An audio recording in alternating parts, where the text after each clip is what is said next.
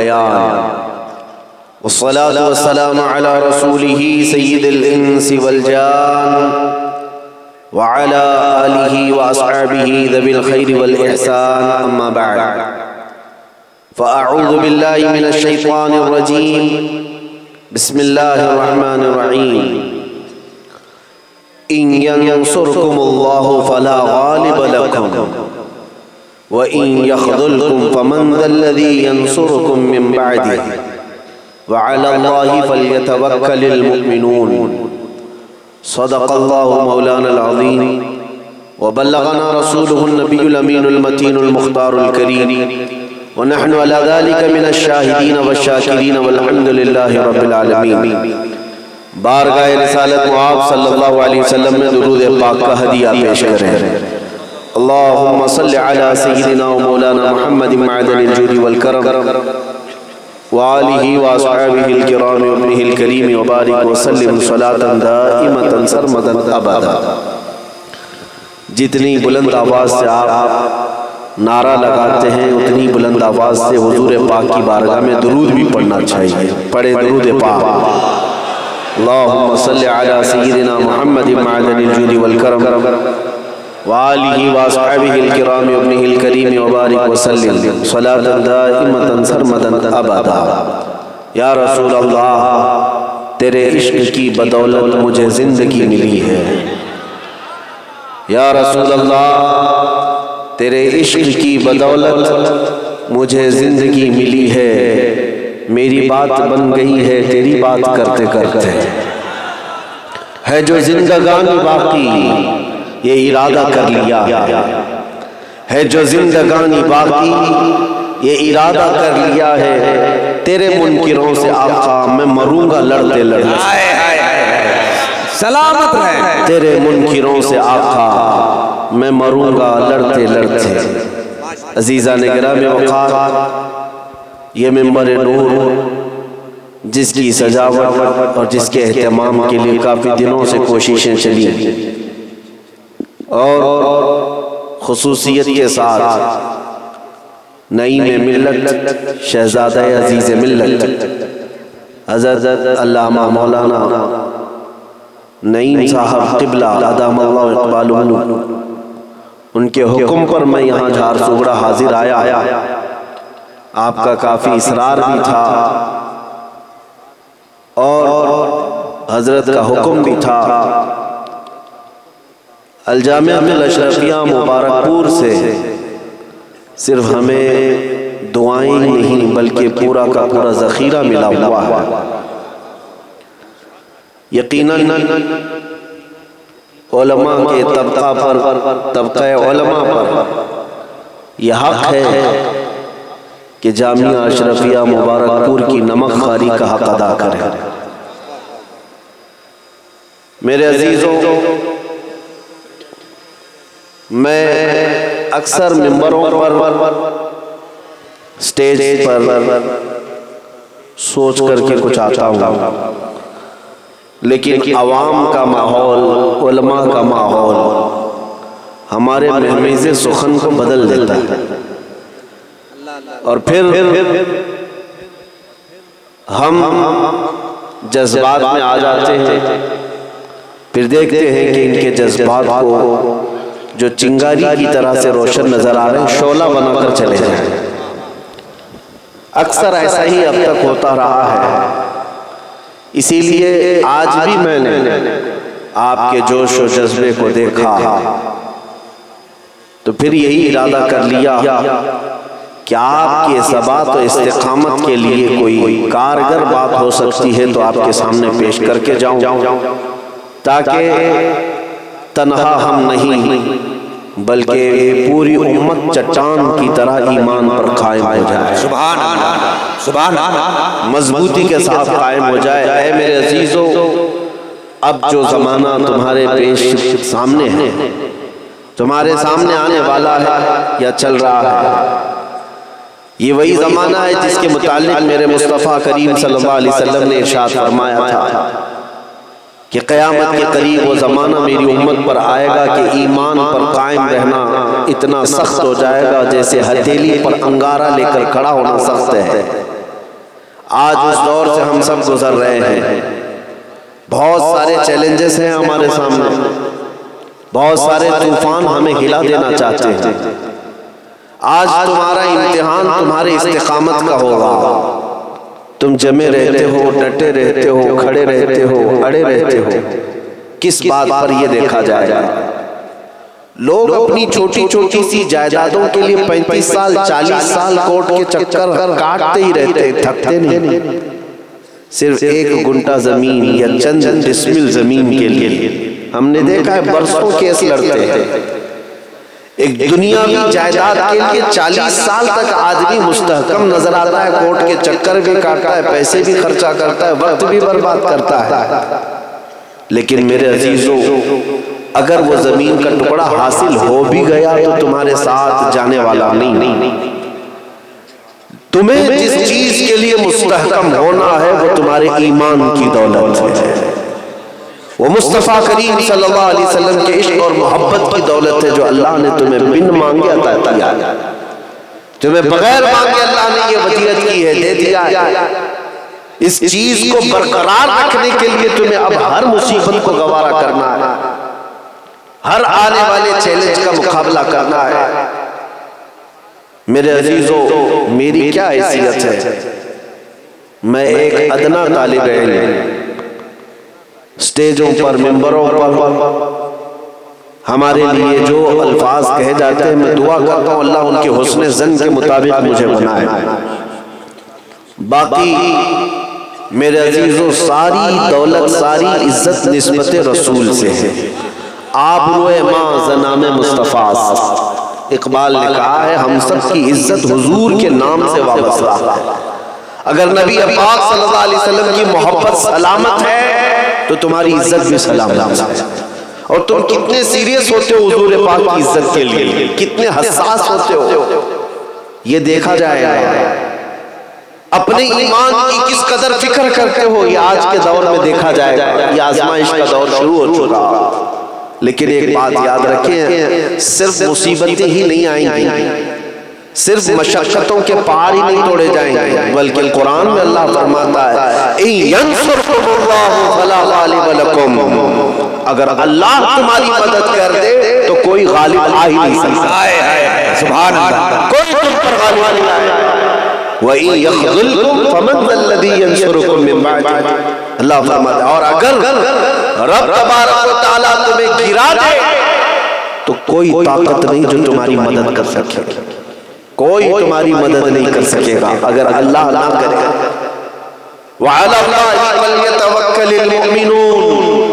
कुरान में रब ताला फरमाता है मोमिनों को चाहिए कि अल्लाह ही पर भरोसा रखे।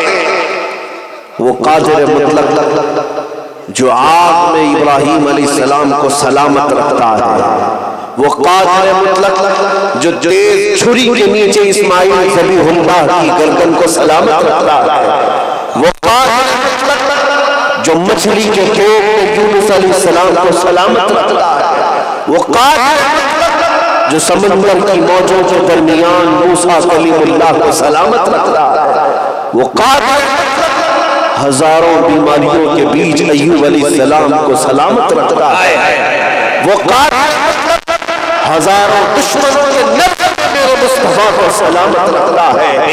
यकीनन वो कादिर मुतलक आज भी है और हमेशा रहेगा। उसी के तो हम सजदे करते हैं, उसी की हम इबादत करते हैं, वही कादिर मुतलक है। रब्बुल जलाल खाने काबा पर हमला आवर फौज अबरहा की जो बड़े बड़े हाथियों को लेकर आया था, रब्बुल जलाल ने सिर्फ अबाबील चिड़ियों से उसे हिला कर दिया था।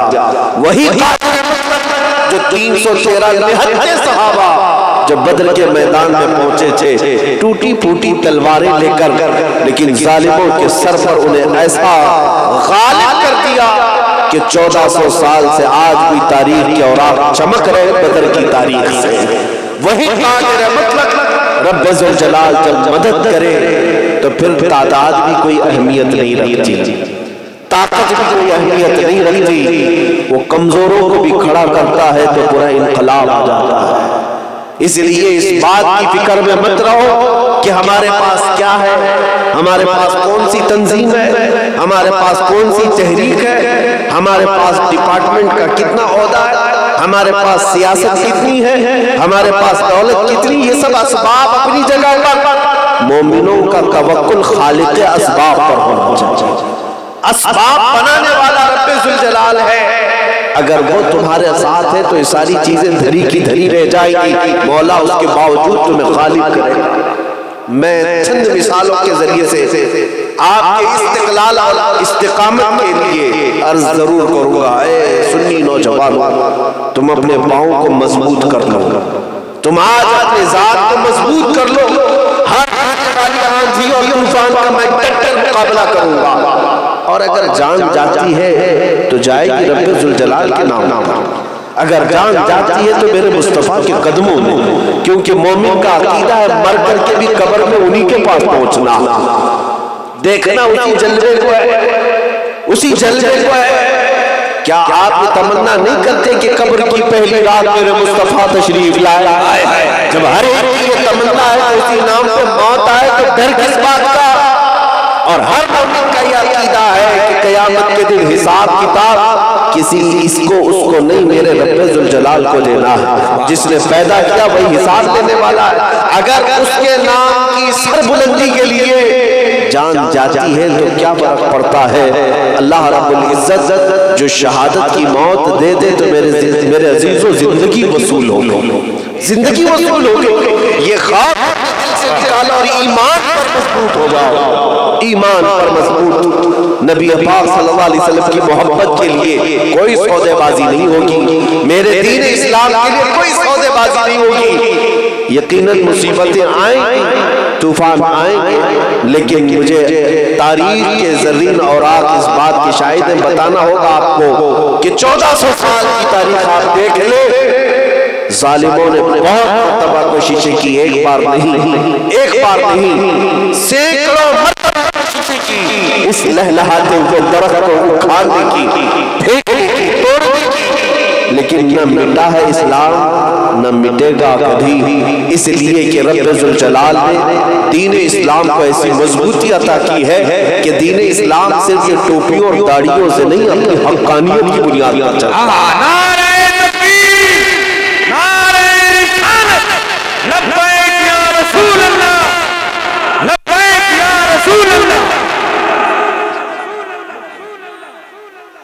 आपको एक बात बता दूं, अल्लाह तबारक व तआला जब किसी की मदद फरमाए तो कोई नहीं आ सकता। एक सहाबी रसूल सलमा बिन अकवा, आला हज़रत इमाम अहले सुन्नत फाज़िल बरेलवी रहमतुल्लाह अलैह इस वाक़े को नकल फरमाते हुए फख्र करते हैं कि रसूलुल्लाह के जानिसार सहाबा में देखो तो अश कर जाओ। एक सहाबी सलमा बिन अकवा, वो कभी घोड़े की सवारी नहीं करते, जिस जिहाद में भी गए, जिस जंग में भी गए, पैदल ही गए। उनको राजिल रसूलुल्लाह कहा जाता था। पैदल सवारी कर, पैदल चलने वाले मुजाहिदीन के वो सिपह सालार हुआ करते थे। हजरत सलमा बिन अकवा एक मर्तबा कारा का रहने वाला एक अब्दुर्रहमान नाम का काफिर था, वो 400 घुड़सवारों को लेकर आया। रात के वक्त मदीने पर हमला किया, जब मदीने वाले सोए हुए थे, और बगीचों पर हमला करके उसने बहुत सारी खजूरें जमा कर और कुछ दरख्त जला दिए, खजूरें इकट्ठा करके वो भागने लगा। तन्हा सलमा बिन अकवा और कोई था ही, देखा ही। हजरत सलमा बिन अकवा जाग रहे थे, उनको दौड़ा लिया। किसको दौड़ाए? 400 लोगों को। तवज्जो चाहता हूं ऐ नौजवानों, एक नौजवान है मेरे मुस्तफा का 400 लोगों का पीछा करना शुरू कर दिया। और मैं पढ़ रहा था तारीख में, हैरत की बात है, वो 400 डर के भाग भी रहे, भाग भी रहे। एक नौजवान से भागते गए, यहाँ तक कि हज़रत सलमा बिन अकवा उनको इतना दौड़ाते रहे, मदीना भी निकल गया। मदीने से बाहर वो 400 घुड़सवार घोड़े दौड़ते रहे, लेकिन रिवायतों में बताया गया कि सलमा बिन अकवा घोड़े से ज्यादा तेज भागते थे, भागते हुए उनका पीछा करते थे। यहाँ तक कि जिस घोड़े को भी पा लेते खींच कर गिरा देते, घोड़सवार गिरता तो उसकी गर्दन पर पैर रखते और वही वो खत्म हो जाता। एक मेरे मुस्तफा करीम सल्लल्लाहु अलैहि वसल्लम के नौजवान की बात कर रहा हूं, सलमा बिन अकवा, कई लोगों को गिराया, यहाँ तक कि वो अब्दुर्रहमान कारी वो डर गया, 10 इधर भागे 10 उधर भागे। हजरत सलमा बिन अकवा ने सबको तितर बितर कर दिया, अकेले अकेले 400 लोगों को। अकल में आती है बात, लेकिन मेरे अजीजों यही तो मैं आपको बताना चाहता हूं, अगर अल्लाह मदद करे कोई ताकत गालिब नहीं है, जिंदाबाद। 400 लोगों को कुत्तों की तरह दौड़ा रहा मेरे मुस्तफा करीम का एक शेर। उसके बाद तंग आकर के अब्दुर्रहमान कारी पहाड़ के ऊपर चढ़ गया, पूछने लगा तुमने मेरे इतने साथियों को मारा और भगाते भगाते इतनी दूर तक ले आए, अब और क्या चाहते हो? सलमा बिन अकवा ने यहीं से कहा, जब तक तुम्हारे कपड़ों में मदीने की एक खजूर भी बाकी हो मैं तुम्हारा पीछा नहीं छोड़ूंगा। हाय हाय सुभान अल्लाह, एक खजूर भी बाकी है मैं तुम्हारा पीछा नहीं छोड़ूंगा। सलमा बिन अकवा दौड़ाते रहे, यहाँ तक कि वो अब्दुर्रहमान कारी जितनी खजूरें जमा किया था सब सलमा बिन अकवा के हवाले करके कई मर गए कई जख्मी हुए। मैंने तारीख में बड़ा आला हजरत ने इस वाक़े को लिखा है और उसके बाद सारी खजूरें इकट्ठा करके हजरत सलमा बिन अकवा मदीने वापस आ रहे थे। तन्हा सहाबी है, तन्हा रसूलुल्लाह का जवान है। जब मदीने वापस आ रहे थे हजरत अबू क़तादा उनसे मुलाकात करते हैं, वो घोड़ा लेकर के मदद के लिए आ रहे थे। सलमा बिन अकवा ने पूछा, तुम्हें कैसे पता चला मैं अकेला इनके पीछे भागा हूं, किसी ने देखा तो नहीं था मुझे? अबू क़तादा ने कहा, मुझे मेरे घोड़े ने इशारा कर कर के बताया कि इधर चलना है। रसूलुल्लाह की वफादारी करो, हर जानवर भी तुम्हारी साथ निभाएगा, हर जानवर भी तुम्हारी वफादारी करेगा।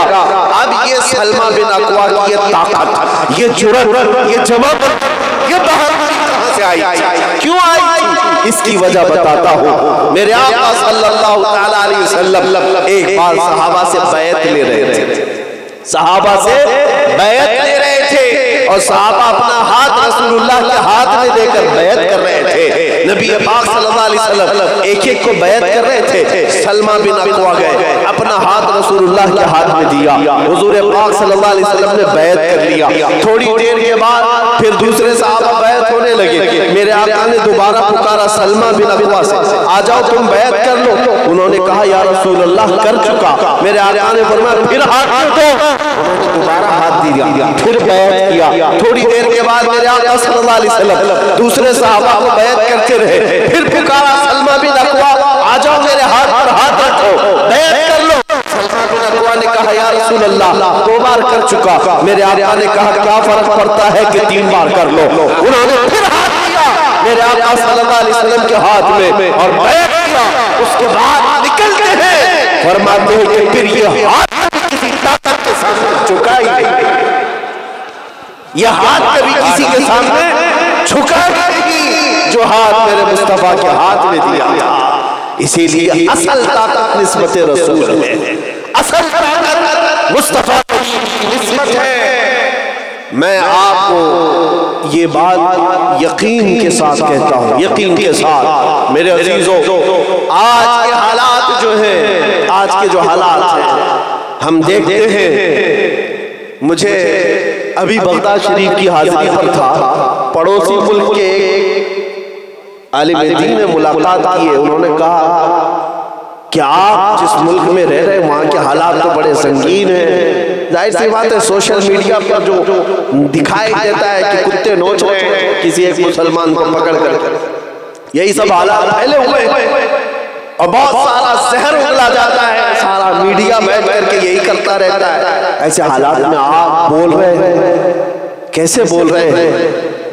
मेरे अजीजों, ये मैं अपनी बड़ाई के लिए नहीं कहता, मैं सिर्फ उनसे जवाबन इतना ही कहा, मेरे आला हजरत ने तो यही फरमाया, क्या दबे जिस पे हिमायत का हो बंद, बल्कि क्यों दबे, क्यों दबे जिस पे हिमायत का हो। शेर को खतरे में लाला नहीं कुत्ता था। सुभान अल्लाह। नारे तकबीर, ज़ोर नारे तकबीर, नारे रिसालत। शहंशाह औलिया कॉन्फ्रेंस मुफ्ती सलमान अज़हरी। हमें अगर कोई चीज जुर्रत दिलाती है, कोई चीज अगर हमें जुर्रतमंदी दिलाती है तो सिर्फ मेरे मुस्तफा की निस्बत से, नबी पाक सल्लल्लाहु अलैहि वसल्लम की मोहब्बत, साथ होने का एहसास ही इस कदर मजबूत कर देता है कि फिर हम बाबा के दोहल ये कहते हैं अब जो होगा देखा जाएगा, इसलिए कि गर्दन जब मुस्तफा के कदमों में रख ही दी है, जो होगा देखा जाएगा। अज़ीज़ान किराम वक़ार, अल्लाह की मदद आकर रहेगी, अल्लाह की मदद आकर रहेगी। चंद आज़माइशों के बाद मैं आपको बताऊं, जब वो मदद के लिए आते हैं तो किस तरह आते हैं। उलमाए किराम खास तौर पर नाज़िम इजलास अभी कह रहे थे हर घर में सलमान पैदा हो जाए। मैं कहता हूं मेरी कोई हैसियत ही नहीं, अल्लाह करे कि हर घर में मुस्तफा करीम का सिपाही पैदा नबी पाक सल्लल्लाहु अलैहि वसल्लम की इज्जत पर मरने वाली जान रखता हो और ये ऐलान करता हुआ अपने दरवाजे से निकलता हो, जो जान मांगो तो जान दे दे, जो माल मांगो तो माल दे दे, मगर ये हमसे कभी ना होगा नबी का चाहो तो। बस हमारी ख्वाहिश ये है कि हर घर से बच्चा ऐसा निकले। उलमाए एहतराम की बारगाह में अर्ज कर रहा था, चारों इमामों में से इमाम अहमद बिन हम्बल का नाम तो सुना होगा। इमाम अहमद बिन हम्बल ये चार अइम्मा मुज्तहिदीन में से बड़ा नाम है। हम्बली मजहब जिनसे चलता है, ये वो इमाम है जिन्हें 5 लाख हदीसें याद थी। सुभान अल्लाह। लेकिन वक्त ऐसा आया था, जालिम शरीर आराए खिलाफत थे। उस वक्त खिलाफत पर कुछ फासिक व फाजिर और बिदाती लोग थे, कुछ गुमराह। उस वक्त उलमा की एक जमात थी जो मुअतज़िली थे और उन्होंने अलग अलग अकीदे गढ़ लिए थे।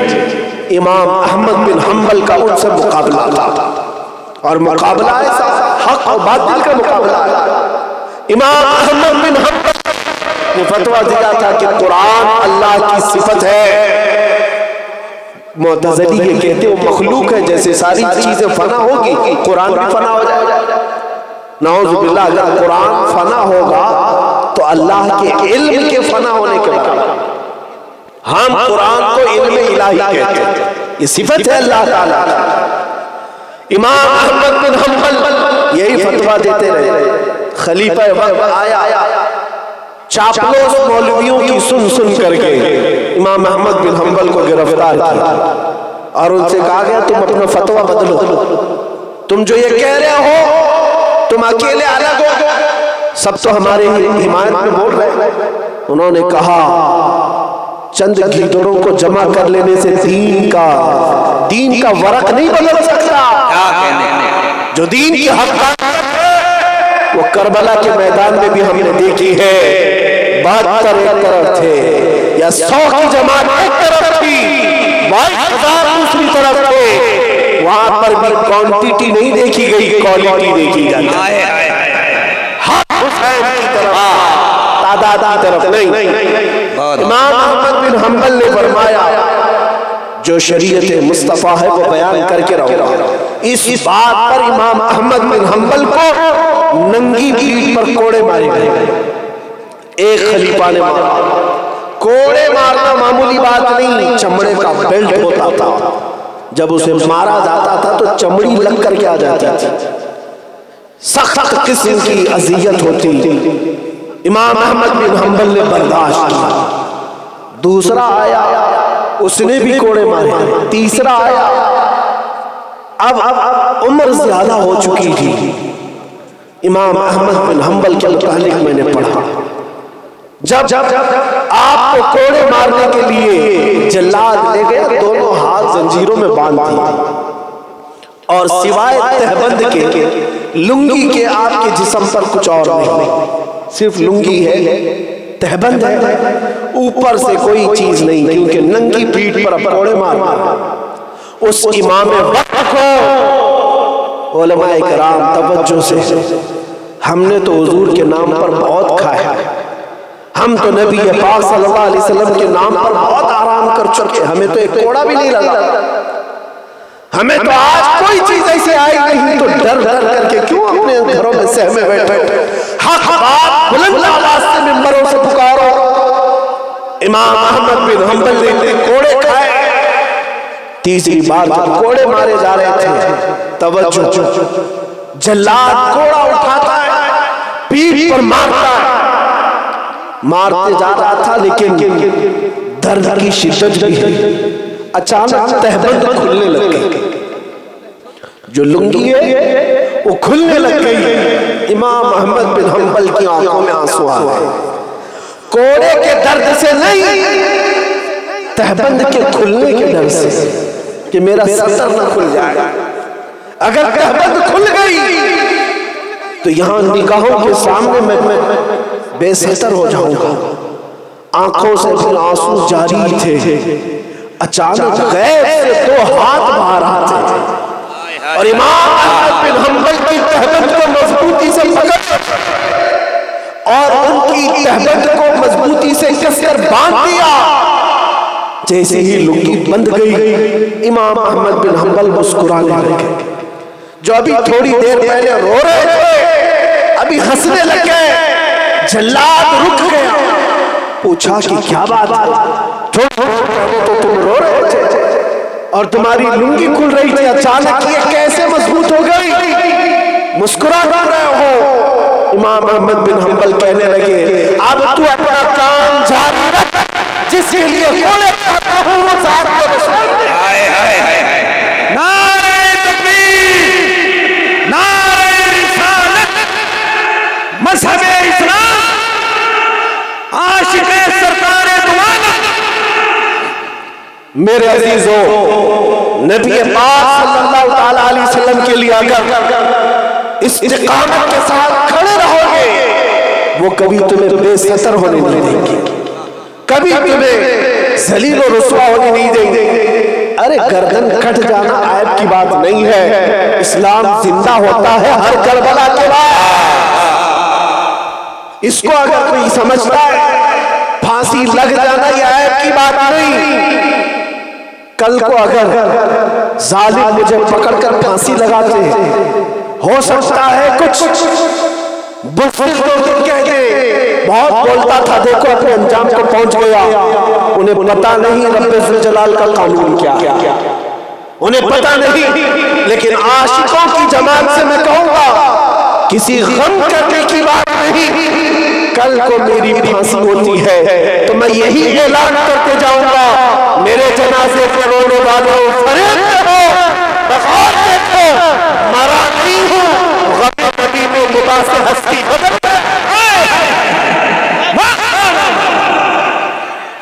अल्लाहु अकबर, अल्लाहु अकबर, या रसूल अल्लाह, माशाअल्लाह, सुभान अल्लाह। आप क्या समझते हैं, अंग्रेजों ने यही तो किया था। मुरादाबाद के गयूर आलिम दीन अल्लामा किफायत अली कादरी को गिरफ्तार करके, जानते हैं 7 दिन तक उनके जिस्म पर स्त्री फेरी थी, गरम स्त्री फेरते थे, और जब चमड़ी जल जाती थी तो उस पर नमक छिड़कते थे।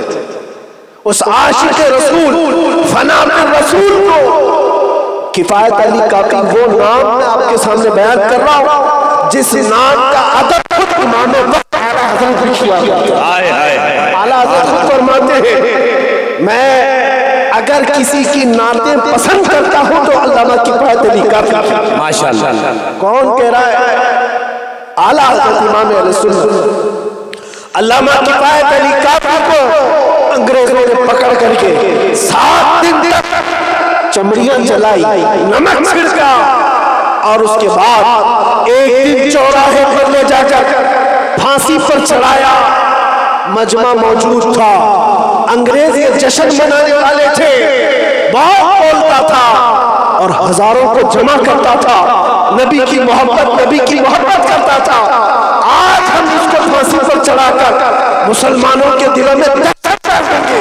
जो नबी की बात करेगा, जो ज्यादा इश्क की बोली बोलेगा, हम उसे फांसी पर चढ़ा देते हैं। लेकिन उन्हें कुदरत का कानून मालूम नहीं। किफायत अली काका को फांसी पर चढ़ाने के लिए ले जा रहे थे, वो आशिक़ रसूल ये गुनगुनाते जा रहे थे, कोई गुल बाकी रहेगा न चमन रह जाएगा, पर रसूलुल्लाह का दीन हसन रह जाएगा, सब हो जाएगा। वो लेकिन का भी नाम हजरत का सुबानों पर चलन रह जाएगा। किफायत अली काकी को फांसी को दे दिया। तवज्जो, मुरादाबाद शहर में फांसी को दे दिया। 8 दिन हुए होंगे, जश्न मनाया। उन्हें कुदरत का कानून मालूम नहीं। मुरादाबाद शहर के पड़ोस में ही बरेली शहर है। दोबारा रब्बुल जलाल ने एक आशिक पैदा हुआ जिसने करोड़ों दिलों में मोहब्बत मुस्तफा की शमा रोशन। नारे तकबीर, नारे रिसालत, मसलके आला हज़रत।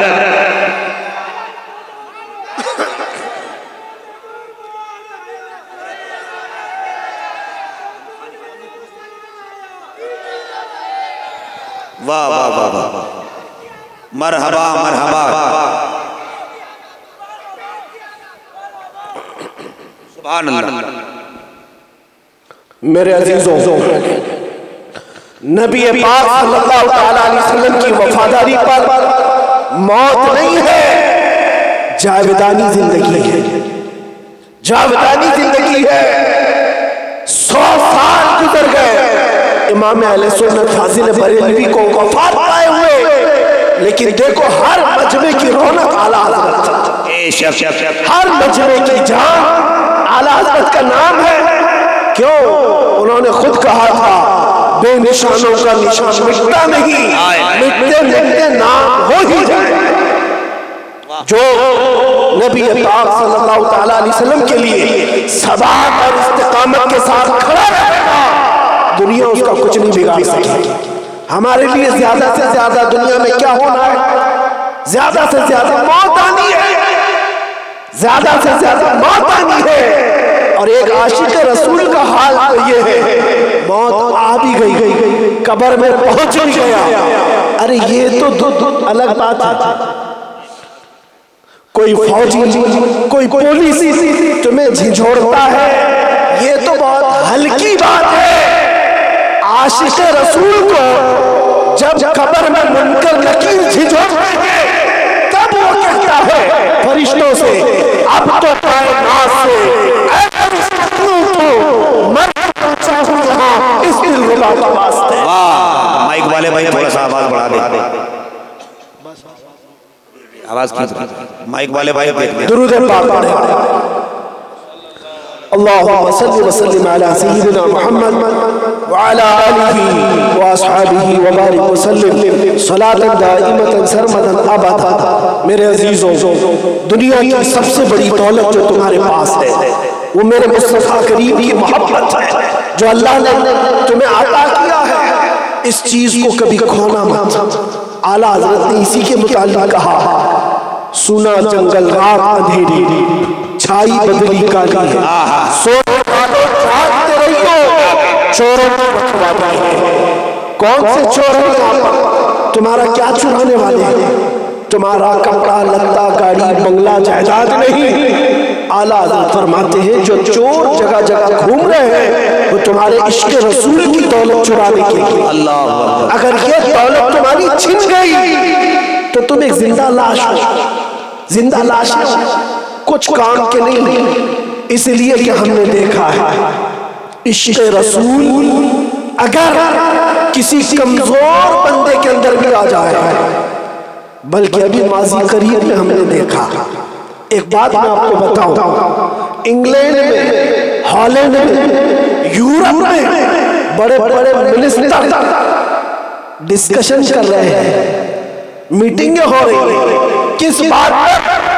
बहुत व्हील चेयर पर बैठने वाला एक माजूर आलिमुद्दीन है और वहां से वो लब्बैक कहकर पुकारता है। क्या मैंने वो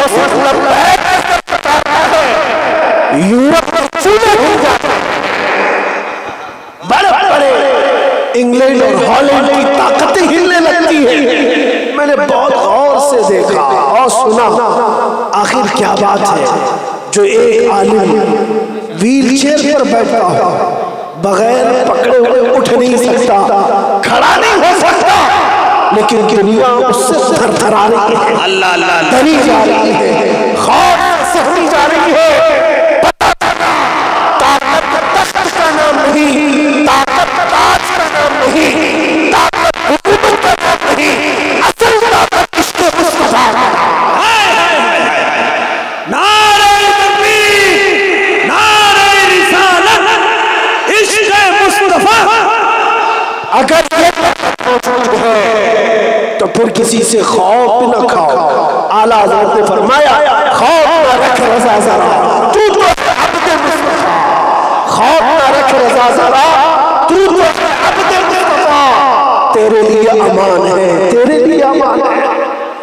मेरे दोस्तों, मैं आपसे एक सवाल करता हूँ, उलमाए ज़मीन एहतराम से भी और आपसे। आप अपने दीन के, कुरान के, मेरे मुस्तफा के सच्चा होने पर यकीन है? अगर जरा बराबर भी शक किया तो इस्लाम से निकल जाओ। हर एक को यकीन है, बल्कि अपने वजूद से ज्यादा इस्लाम की हक़ानियत पर यकीन है। यही होना भी चाहिए। अगर मेरा दीन सच्चा है, मेरा मुस्तफा सच्चा है, अल्लाह का कलाम सच्चा है, तो सच्चे लोग कभी डरते नहीं। जिसके दामन में सच्चाई है वो बेखौफ बोलता है। शक न हो तुम्हारे दिलों में, डर ना हो। तुम्हारी सच्चाई पर तुम्हें जब यकीन है तो किसी ताकत से खौफ ना खाओ, किसी ताकत से। कुरान में अल्लाह फरमाता है, फला तख्शौहुम वख्शौनी, लोगों से मत डरा करो, मुझसे डरो। अल्लाह का खौफ रखो, अल्लाह सारे खौफ से तुम्हें आजाद कर देगा। कोई ताकत तुम्हें नहीं झुकाएगी। हमने सहाबा इकराम को देखा है, रिदवानुल्लाहि अलैहिम अजमईन, ऐसे ऐसे सहाबा। अल्लाहु अकबर। हजरत नौमान एक सहाबी, ये बहुत बड़े बादशाह के दरबार में गए, हुजूर का पैगाम लेकर गए थे। बादशाह को जब पता चला शाह अरब मुस्तफा करीम सल्लल्लाहु अलैहि वसल्लम की तरफ से कोई पैगाम लेकर आ रहा है, तो उस बादशाह ने रेशम का कालीन बिछाया, रेशम का कालीन बिछाया और सोने से कलाई की हुई कुर्सी लगाया हुजूर की तरफ से आने वाले सहाबी के लिए। लेकिन जब हजरत नौमान पहुंचे वहां पर, कालीन को देखते ही अपनी तलवार से फाड़ दिया, हटा दिया, जमीन पर चले। और जब कुर्सी देखा बैठने के लिए, बादशाह इतनी महंगी कुर्सी रखी है, उसको पांव से गिरा दिया, कहा मुझे आम सी कुर्सी दो। बादशाह देखकर हैरत में था, कहा आज तक इस तरह की इज्जत और इस तरह का रिस्पेक्ट हमने किसी को नहीं दिया। सिर्फ हमने मोहम्मद अरबी सल्लल्लाहु अलैहि वसल्लम के कासिद को इतनी अहमियत दी कि तुम्हारे लिए सबसे महंगा कालीन रेशम का बिछाया और सोने की कुर्सी रख दी, तुमने दोनों चीजों को ठुकरा दिया। हजरत नौमान कहते हैं, मैं भी कुर्सी पर, चल देता मैं भी रेशम के कालीन पर, लेकिन मुझे मेरे मुस्तफा ने फरमाया रेशम की चीज का इस्तेमाल मर्द के लिए हराम है और सोने का इस्तेमाल मर्द के लिए हराम है। जो मेरे मुस्तफा को पसंद नहीं, सारी दुनिया भी मेरे कदमों में लाऊंगा, उसको ठोकर मारूंगा। जिंदाबाद। मेरे मुस्तफा के सहाबा ने जुर्रतमंदी दिखाई। उस वक्त बादशाहों के दरबार में आंखों में आंखें डालकर बात करते हैं, उनकी दी हुई दौलतों को कभी खातिर में नहीं लाते, कभी खातिर में नहीं लाता, क्योंकि उनकी निस्बत मेरे मुस्तफा सल्लल्लाहु अलैहि वसल्लम से गहरी थी और डर और खौफ तो सिर्फ अल्लाह का था। अगर अल्लाह मदद करे तो कोई ताकत गालिब नहीं आए, कोई ताकत गालिब नहीं। अभी आप शायर इस्लाम से सुन भी रहे थे, अगर मुस्तफा छू जाए, छू दे लकड़ी को तो तलवार हो जाए। हजरत उकाशा एक सहाबी है, जंगे बदर में आए थे, उनके पास कुछ नहीं था, हथियार कुछ नहीं थे। हुजूर पाक सल्लल्लाहु अलैहि वसल्लम के पास आए और कहा, या रसूल अल्लाह, आया तो हूँ जंग में, लेकिन न तलवार है, न नेज़ा है, न भाला है, कुछ भी नहीं है। हुजूर पाक सल्लल्लाहु अलैहि वसल्लम ने फरमाया, जाओ बाहर देखो, कोई सूखी लकड़ी मिल जाए वही ले आओ। हज़रत उकाशा कहते हैं, एक लकड़ी पड़ी हुई थी खजूर की, सूखी हुई तने की, मैं लाया, नबी पाक सल्लल्लाहु अलैहि वसल्लम ने उस लकड़ी पर अपना हाथ फेर दिया और कहा, ले जाओ, इसी से लड़ो। हज़रत उकाशा कहते हैं, उस लकड़ी को लेकर के मैं बदर के मैदान में उतरा, वो तलवार से ज्यादा लोगों को जख्म किया गया, तलवार से ज्यादा। सुभान अल्लाह। वो हुजूर की जिंदगी में भी, उनके बाद हज़रत अबू बकर की जिंदगी, हज़रत उमर की जिंदगी तक उस लकड़ी को तलवार की तरह इस्तेमाल किया जाता था।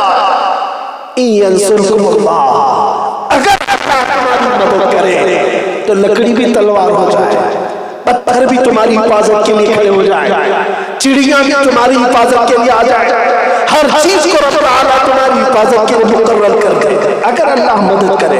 लेकिन शर्त क्या रखा अल्लाह, मोमिनों को चाहिए कि वो सिर्फ अल्लाह पर भरोसा करें। वअलल्लाहि फल्यतवक्कलिल मुमिनून, ईमान वालों को चाहिए कि सिर्फ अल्लाह पर भरोसा करें, मेरे रब की मर्जी के बगैर कुछ नहीं होगा। इसलिए मेरे अजीजों, आज के इस दौर में मैं नौजवानों से ही गुजारिश करूंगा, तुमने बहुत सारी जिंदगियां देख ली, ऐश और इशरत भी कर दिया, अल्लाह के दिए हुए नेमतों को खूब इस्तेमाल किया, सब कुछ किसके सदक़े में मिला? सुन्नी तो जानता है मुझे जो कुछ भी मिला है, बल्कि मेरी सांसें भी मेरे मुस्तफा की बदौलत। हक है, जिंदाबाद। जो कुछ भी मिला है मेरे मुस्तफा की बदौलत मिला है। तो अगर हमारी जिंदगी नबी के सदक़े में है, तो हमारी ये जवानी, हमारी ये ऐश और इशरत की जिंदगी, क्यों ना हम मेरे मुस्तफा के कदमों पर निछावर करें। बेशक हो उसी नबी के जिसके लिए हम पैदा हुए। ऐश करोगे कितने दिन करोगे मुझे बताओ, कितने दिन करोगे? 80 साल, 100 साल, उसके बाद तो मरना है, एक न एक दिन तो मरना है, हर एक को मरना है। बल्कि हमने दुनिया के उन ताकतवरों को देखा जिनके पास इतनी दौलत कि वो पूरे के पूरे मुल्क को तब्दील कर सकते हैं, लेकिन अपनी मौत को नहीं बदल सकते। ये आपने देखा, बड़े बड़े ताकतवरों को हमने देखा, वो अपनी मौत को टाल नहीं सकते। बेशक। तो जब मरना है ही है, चाहे 80 साल जियो, 100 साल जियो, और फिर मर के जाना कहाँ है? एक बहुत लंबी जिंदगी कब्र की है, और पता नहीं कितने 100 साल सोना है क़यामत आने तक। कब्र की जो जिंदगी है, बरज़ख की जिंदगी, क्या करोगे वहां पर कब्र में? यहां तो चलो चल फिर लेते हो, रिश्तेदारों से मिल लेते हो, अगर उकताहट हुई तो दिल बहलाने के लिए कहीं चले जाते। कब्र में कहां भागोगे? कब्रिस्तान से उठकर भागते हुए आज तक किसी मुर्दे को देखा है? जो अपनी कब्र की तख्तियां तोड़ करके निकलता हो, जेल तोड़ करके निकले हुए तो देखे, कब्र तोड़ कर कोई बाहर नहीं आ सकता। खत्म हो गई जिंदगी, और एक लंबी जिंदगी सोना है, और इतनी छोटी कब्र बनाते हैं कि तुम्हें करवट लेना भी मुश्किल है। तुम्हें इतने अंधेरियों में सुलाया जाता है कि तुम्हारा हाथ भी नजर नहीं आता। कब्र पर कैसे सोओगे? कभी सोचा हमने इस दुनिया की ऐश और इशरत के लिए आखिरत के आराम को कैसे कुर्बान कर दिया? चंद गुनाहों की लज्जत ने हमें नाकारा कर दिया। क्या अच्छा पैगाम, नाकारा कर दिया। तुमने नमाजों की तरफ तवज्जो छोड़ दी, कुरान का एक पेज भी पढ़ना मुश्किल हो गया। व्हाट्सएप और फेसबुक तो पूरे दिन भर पढ़ लेते हो, लेकिन अल्लाह के कलाम का एक रुकू भी पढ़ना मुश्किल है। हमने उन लोगों को भी देखा जो जो दूसरी क्लास भी नहीं गए स्कूल की, लेकिन वो आईफोन चलाते हैं। हमने पूछा कैसे चलाता, पढ़ा लिखा कुछ भी नहीं, कहानी चलाते चलाते तुझे चलाते चलाते आईफोन आ जाता है, लेकिन उंगलियां घुमाते घुमाते अल्लाह का कलाम क्यों नहीं आया? वाह वाह वाह, कुरान आज तक क्यों नहीं सीख सके? मेरे अजीजों, शायद हम दुगली पॉलिसी पर अमल कर रहे हैं। अक्सर लोग ये सोचते हैं कि सिर्फ जुबान से हम दावा कर लेंगे, मैं हुजूर से मोहब्बत करता हूँ, दीन का सिपाही हूँ, अल्लाह का बंदा हूँ, लेकिन अमल में वो आना नहीं चाहता। कहता तो हमारा नौजवान यही है कि कायनात का सबसे हसीन चेहरा मेरे मुस्तफा का, कहते हो कि नहीं कहते हो? सबसे हसीन चेहरा मेरे मुस्तफा का है। फिर अपने चेहरे पर हाथ फेर करके देखो, अगर मेरे नबी का चेहरा कायनात का सबसे हसीन चेहरा है, तो उस हसीन चेहरे की पैरवी तुम क्यों नहीं करते? अल्लाह क्या बात। तुमको दुनिया के अहरे गहरे नत्थु खेरे अच्छे लगते हैं जो मुजरे करते हैं। हाँ, तुम्हें टिकटॉकर अच्छे लगते हैं, फिल्मी एक्टर अच्छे लगते हैं। ऐ नौजवान, इंसाफ करो। ये जो आजमाइशें आई हैं, ये हमारे अमाल की शामत है, ये हमारी बदअमलियों का नतीजा है। एक हो जाओ उस दिन जिस दिन तुमने ये अहद कि मैं मरूंगा तो मेरे मुस्तफा के नक्शे कदम पर मरूंगा। फिर देखना, आज भी आबादी में आ सकती है, आज भी बदर की तरह मलाइका मदद के लिए होता। शर्त यह है कि तुम मुस्तफा की गुलामी में सच्चे तो हो जाओ, वफादार तो बन जाओ। अजीज़ान गिरामी वक़ार, आज का मेरा पैगाम यही है, अपने अंदर से तब्दीली शुरू करो, अपने जरिए से तब्दीली शुरू करो। एक दिन अगर तुमने शुरुआत की तो तुम्हारा घर बदलेगा, घर से मोहल्ला बदलेगा, मोहल्ले से गांव बदलेगा, गांव से शहर बदलेगा। लेकिन इब्तिदा अपने आप से शुरू करो। क्या ये जलसे इसलिए नहीं है लोग ये समझते तमाशे करेंगे, एंटरटेनमेंट करेंगे? नहीं, मैं समझता हूँ ये जलसे तौबा करने के लिए होते हैं। ये जलसे अल्लाह उसके रसूल की मोहब्बत में रोने के लिए होते हैं। आज की रात अगर यहाँ बैठे हो या अहद कर कि मैंने रंगीन दुनिया बहुत देख ली, अपनी ख्वाहिशात पर बहुत चल लिया, जब मन करता था आराम से बिस्तर पर सोता रहा, जब मन करता टीवी चालू करके देखता रहा, जब मन करता रहा गुटखे खा लिया, सिगरेट पी लिया, सब कुछ कर लिया, लेकिन मेरे नबी की ख्वाहिश के मुताबिक क्या किया? मेरे मुस्तफा ने जिसको पसंद किया वो मैंने क्या किया? उंगलियों पर गिन के बता, उंगलियों पर। अल्लाह के नबी ने फरमाया, जुइलत कुर्रतु ऐनी फिस्सलाह, नमाज में मेरी आंखों की ठंडक है। क्या कोई एक नौजवान ये सोचता है कि आज मैं अपने घर से उठूंगा और मेरे मुस्तफा की आंखों को ठंडक पहुंचा कर क्या होगा? दो रकात नमाज पढ़ूं, नबी पाक की आंखों को ठंडक पहुंचाएगी। अगर सच्ची मोहब्बत होती तो बिस्तर से प्यार नहीं करते, मेरे मुस्तफा की आंखों से प्यार करते। सच्ची मोहब्बत हो, इसलिए बदलो जिंदगी को, बदलो। आला हज़रत फाज़िल बरेलवी रहमतुल्लाह अलैह ने आज से 100 साल पहले दिया था, आज वो उनकी पनाह, आज मदद मांगो उनसे, आज वो उनकी पनाह, आज मदद मांगो उनसे। कल न मानेंगे, क़यामत में अगर मान गया।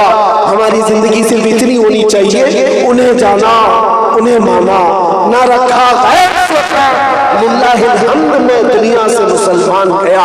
मेरा आखिरी पैगाम सुन के जाओ, ऐ झारसुगुड़ा के नौजवानों, यहाँ अतराफ अकनाफ से आए हुए ज़ाहिरीन, सिर्फ मेरा पैगाम ये है कि मोहब्बत से बता तूने तो हम कहते हैं ये जहाँ चीज है क्या, लाहो कलम तेरे, उठो से हर बस्तर को बाला कर दो, दहर दो नामे मोहम्मद से उजाला कर दो, गवाह बना मेरे मुस्तफा को, और फिर यूं कहो, या रसूल अल्लाह, आपके बाद अहद करता हूँ और वादा करता हूँ, तस्वीर सुबह तुम्हारे लिए, बदन में है जान तुम्हारे लिए, हम आए यहाँ तुम्हारे बाहर होंगे।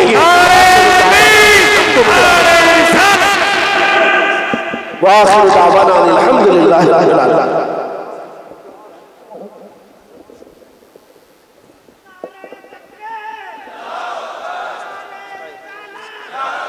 सब खैरियत से हैं।